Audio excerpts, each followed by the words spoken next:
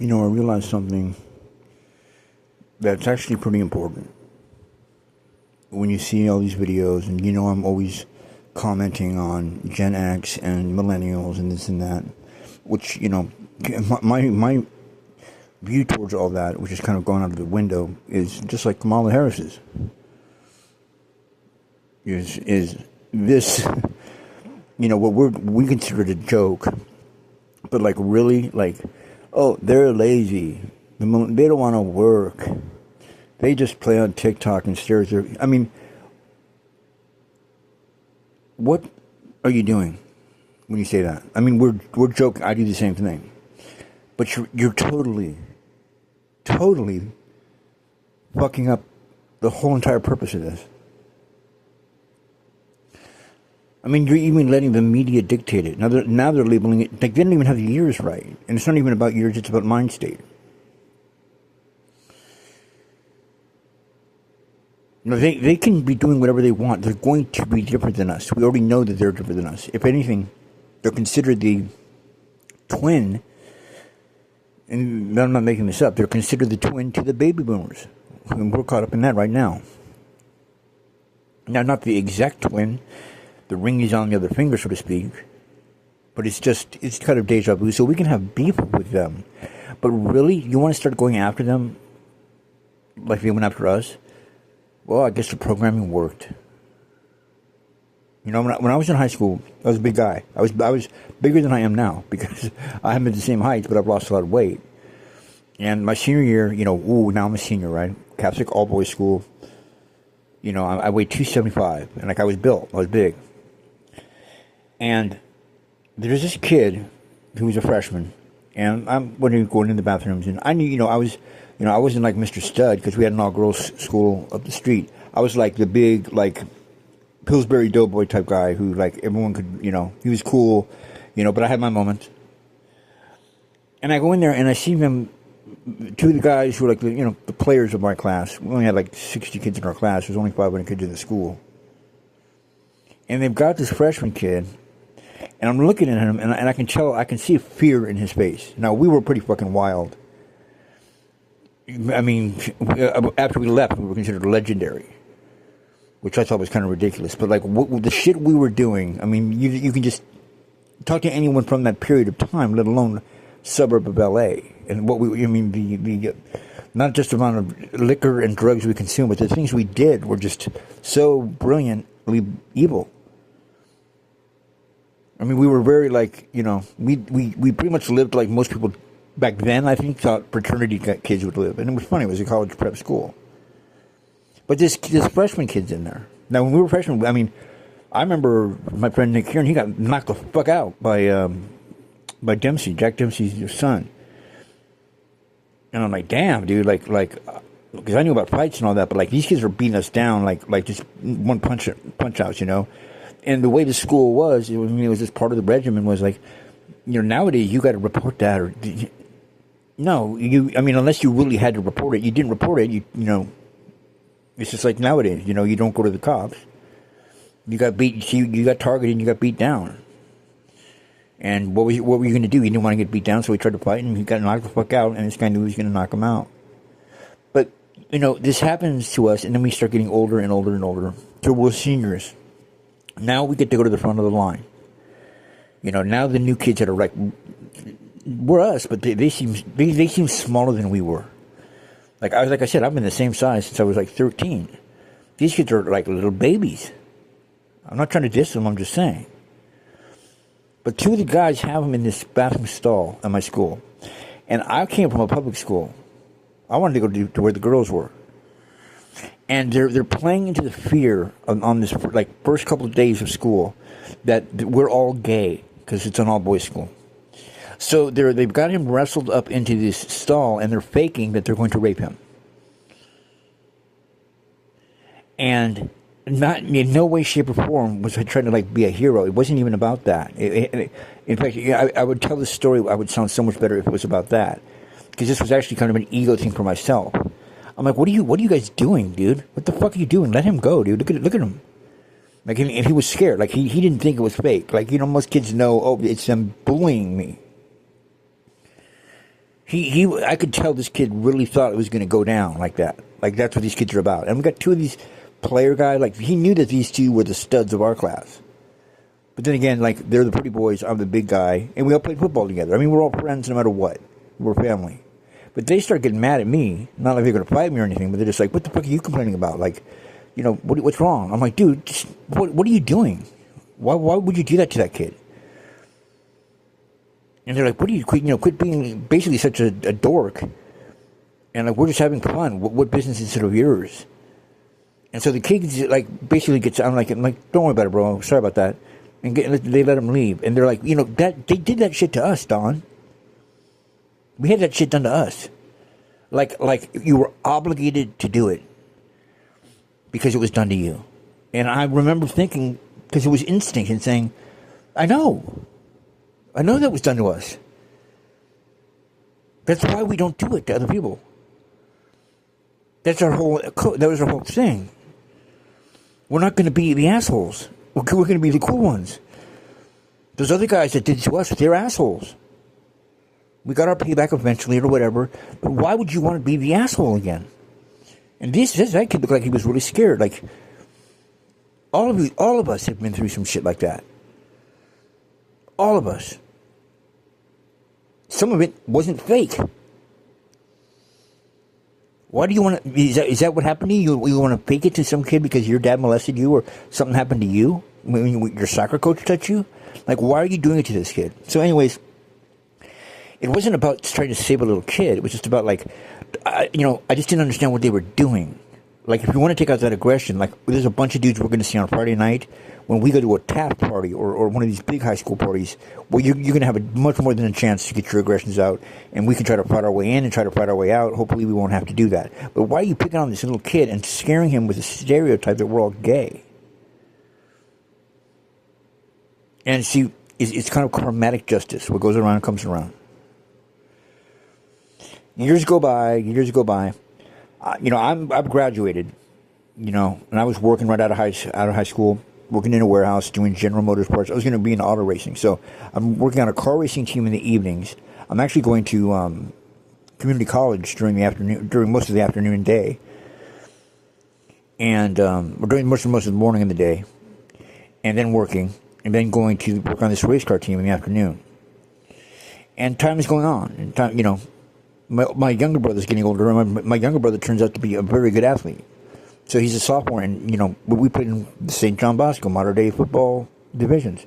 He's becoming the number one quarterback. He's doing really, really well, and I'm proud of him. He's a punk. I hate him. I beat him up all the time. I mean, I was a jerk like that. Just like, but he knew. But he was really good with the football. And so I would go to all of his games. I mean, our team was getting back up in the rankings again. They're much better than they were when I was a senior. So I'm going, and we're known for this. The parents have kegs, and they're drinking in the parking lots with other students and other people because that was just the way it was. It wasn't a big deal. It wasn't like massive DUIs and lawsuits. No, we kept it in house. That's what made us unique compared to the 5,000 student school. But, some people started catching on and complaining about, like, you shouldn't have alcohol out here. Alcohol? We had a keg, bitch. We're on the parking lot drinking. But sure enough, even if you weren't at one of these tailgate parties and didn't want to talk to the parents who now had their younger sons going to the school, because now it's like 1995. I graduated in 90. I've turned hippie. I'm smoking weed. I'm doing all this crazy shit. I still think I'm on top of the world. I got a new truck I bought with my own money. It's like, I'm not in college, but it's like I was living life. So I'm walking. I was one of the last people to leave the keg party. My mom and dad, of course, were the only ones that have it. And, clearly there's some kids that are older at these high schools. And it was a time where, like, everybody was a thug. Everyone was gangster. House of Pain was all, every white kid thought they were a thug. So I'm by myself. I'm slipping. And I'm walking, and sure enough, I'm seeing some kids drinking Old English and St. Ides out in the parking lot and partying. And, shit, what was it? At least half the time, someone would at least comment or say something. Because, I didn't look like I was, like, an older man. Like, it's 8 of them. They just would want to bait you and see what you would do. So I'm getting ready to be like, what the fuck? What do you say? Like every time you walk past somebody, you had to get ready like that. But you know what happened? This guy who's now big has gone like fucking stirred it out. He's out there drinking 40 ounces. He's like, Don. And then I hear him say something to the other guy about, that's the fucking dude he did. And I'm like, oh, fuck. Yeah, what's up? Dude, you're the fucking dude. I never, and I never saw him, after my senior year. That's the fucking guy right there. And like, there's chicks there, granted they're in high school. He's making this big deal because he's like, you're the fucking guy that came in that day and saved me when those fucking assholes were picking on me. And I'm like, I didn't even really remember that. He said, this is the fucking guy. Like, he told this story to other people, but he didn't know where I had gone. I graduated. But for some reason or another, I was a story that he told at parties or even in school about a good experience he had when he was a freshman, about something someone did for him. He said, that's the dude. And they hand me a fucking 40 ounce and all that shit. Oh, hey, yeah, it's cool. But he's like, yeah, dude, fucking those guys were messing with me, and you came in and you're like, what the fuck are you doing? Leave that guy alone. Yeah, I was scared, man. I was scared, and I remember saying, like, I could tell, like, that what they were doing was fucked up. And you were just a freshman. You didn't know if we were all gay or not. But he made this huge deal. And I'm looking at these kids like, dude, these kids just stomp me out. Like, they're at the top of their game now. I'm not too old. I mean, I'm just in my early to mid-20s. But still, I'm not rolling around deep like these kids are. These kids are looking to smash 40 ounces over guys' heads. They're out there in the parking lot. Now, they're seniors. In fact, they probably graduated. I'm just going to go see my brother. Yeah, your brother's the quarterback, bro. Yeah, that doesn't surprise me, bro. It comes back to you, man. It comes back to you. And I'm not saying you should expect that. Because at the same time, every good deed, no good deed goes unpunished. But that's also a part of it. See, the moment you stick up for that kid, that's not when you're being tough. When you're being tough is whatever it is that good deed punishing you. That you got to accept. You're accepting that. That's why a lot of people don't do good deeds anymore, because they know. What do they say? The road to hell is paved with good intentions. Yeah, that makes total sense. Because you're going to end up in problems. You will end up in hell with a good intent. So the roads are paved that way. I'm willing to walk that road. Because I'll do good and I'll have a good intention behind it. And something bad, the bitch will say that I'm an asshole. The bitch will say I'm a stalker. The guy will say I stole something from him. I mean, your intentions were good, right? So you're in hell now, and the road to hell is paved with good intentions. Because it's really a fucked up thing to say. In a world where especially with Trump, where we've never, tariffs, it's like, dude, we raped Iraq. Like, Dick Cheney's making $1 billion an hour. Then you have the nerve to, make the stock market go down, buy all the stocks, and then change your mind so that someone makes trillions of dollars the next day.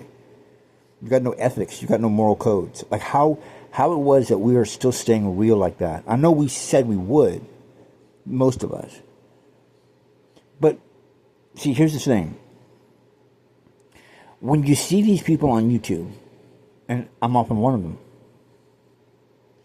and they say, because we don't give a fuck, they're misquoting our generation. They're deeply misquoting our generation. And it brings up that example of, do you really understand that in a sense, we don't give a fuck. And why would that be? Like, I'm not trying to teach a history lesson here, but you've heard it said before. Because I realize that these people are saying it in a hardcore, tough way. Yeah, but why are you saying that to the millennials? Why are you saying that to Gen Z that way? Like, I know you don't want to seem weak, and they think they're all tough. We understand that, but these are our kids in a way. I mean, be real with them. Don't be like, we're so tough that we don't give a fuck. The fact of the matter is, we do give a fuck. The fact of the matter is, we give all this money to charity when we don't have any money.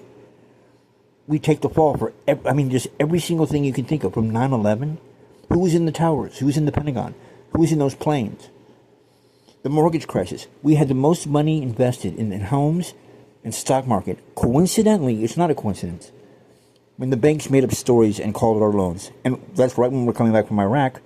In Afghanistan, we weren't even supposed to be there. PTSD, they hope we all kill ourselves.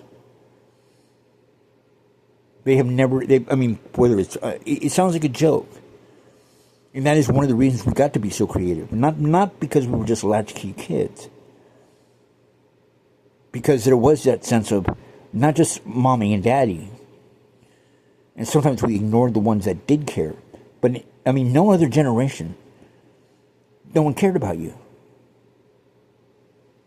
So it's interesting to me that abortion becomes an issue because America tried to abort us. Roe versus Wade came across right after 61. Is it Gen X starts in 61? Great. So we inspired that?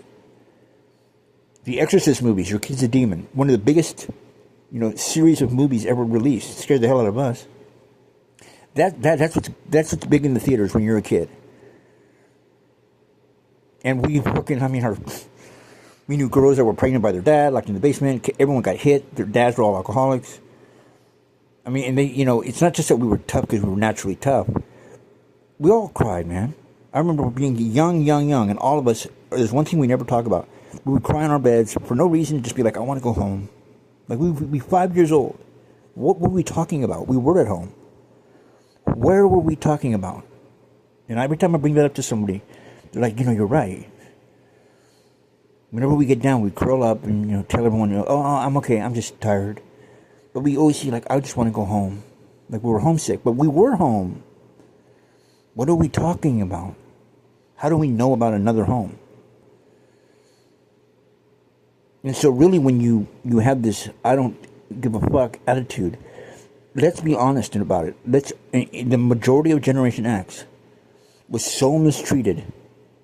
So many dreams. I mean, literally. I'm not saying I'm not saying we had it nearly as bad, except we are the mixed generation. So I can't say, we didn't have it as bad as this black guy. No, we didn't. But we identified with it. That was the one big difference. See, we didn't really try to be wiggers. No one was buying NWA albums because they thought it was crazy that these guys were talking about crazy stuff that doesn't happen. We knew it was true, that they were being real about it. The word real, it got popular right around our generation's climax. It's the most often used word to this day for Generation X. So when we heard someone come out and was that real and that brutal about it, no one had ever talked about that shit. But we didn't think they were lying.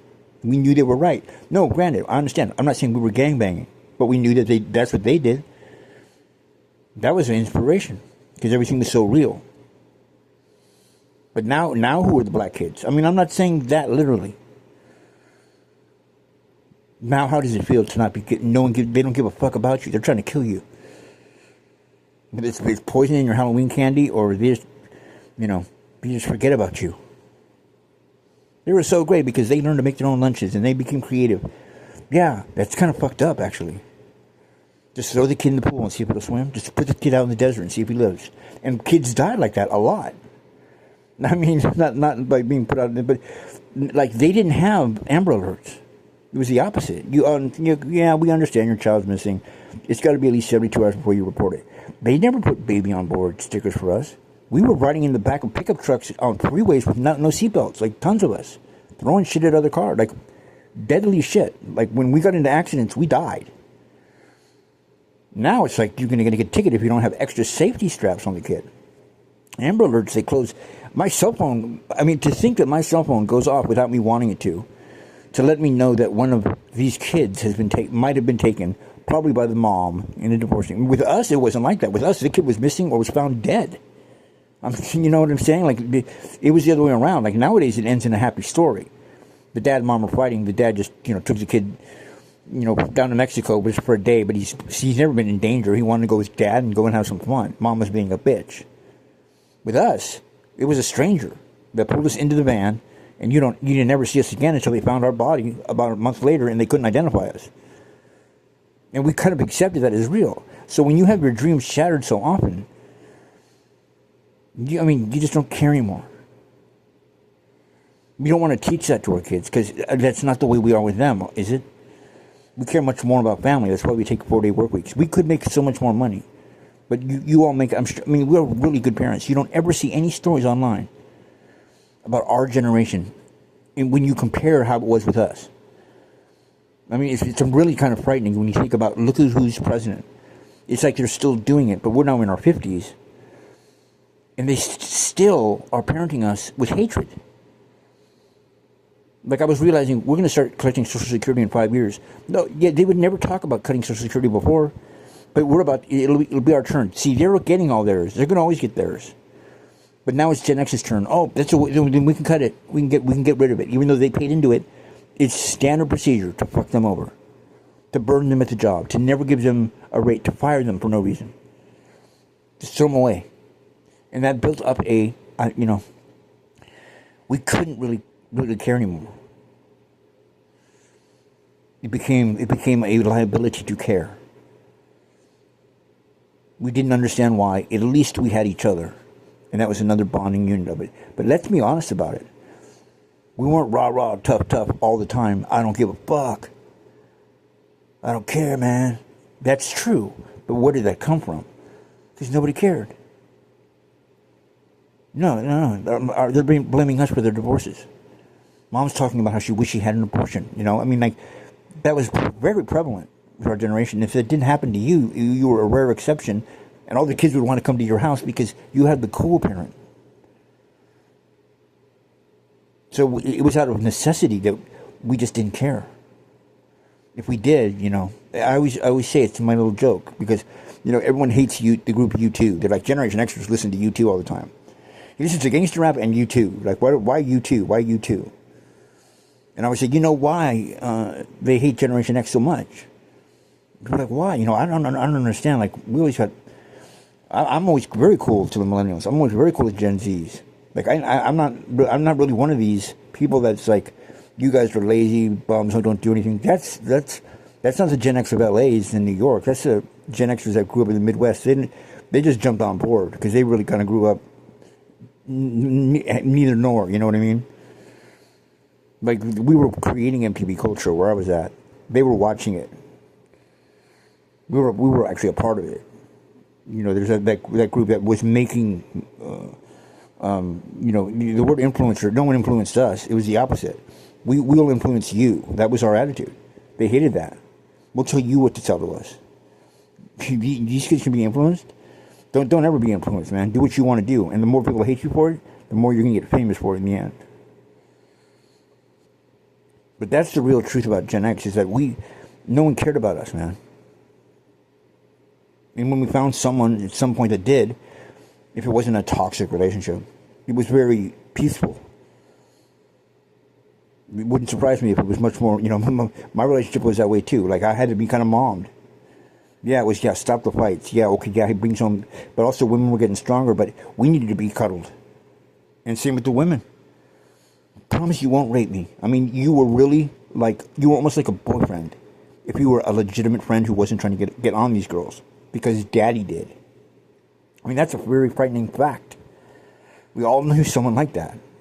Now this generation, they don't know anyone like that. We're not, what do they say? I'm not even a parent, but helicopter parents. People are saying, because the media is putting out there. The media did that with us. They lie. They're saying the exact opposite. So whatever they're saying, don't jump on the bandwagon and see the millennials are or are not doing these things. Because, we can't leave them anything because nothing got left to us. In a way, I've always said we should just all be one big gang against these assholes that are running the government. Who cares about them? They're about to be dead. So are we. They're going to kill us. So really, it's not about millennials and Gen Z. It's about all of us versus whoever's in Washington. That guy's on some other trip. He doesn't relate to any of us. Any of us. Like, he's on some totally different time frame. You get people on TV because they own the media. Money basically now has become owned by old people. They're in love with it. So they own everything. They have to own everything. We literally turned it down. Well, you're stupid then. No, that's fine. We're stupid. But just realize, we control the culture. That's why they shut down Facebook. We control the narrative. That's why they're the ones putting videos on there that are pornographic, or so they can find a reason to take it off and then make up lies about. They're the ones that are in our Wi-Fi system after the Patriot Act. They're the ones spying on us. Snowden told us that. They're worried about China. China ain't doing shit to us, dude. Our biggest problem has been our parents, literally. I'm not saying they haven't helped us out at times, but almost out of obligation, not out of love. So you know why they hate us, right? Why? Because we love you too. And I thought that's so weird because that's so true. Yeah, that they hate us because we like U2. Why do these guys obsessed with U2? God, it's a big theater show and this and that. No, what I'm saying is, no one ever loved us. Our parents never loved us. But the one thing, we always replied to them. Even the people that hated us. We could say we hate you and this and that. But the fact of the matter was, whatever hate you threw at us, whatever parent you were that you didn't care about us, that you didn't show up and were mad when you got home, and we were happy to see you. And you yelled at us and you cussed at us. And in our heads, what would we think? Yeah, okay, well, I love you too. It's a weird twist, isn't it? So, it's hard to hate on Gen X. Why? Because no matter what you do to them, they've trained to know, yeah, well, we were used to it. We love you too.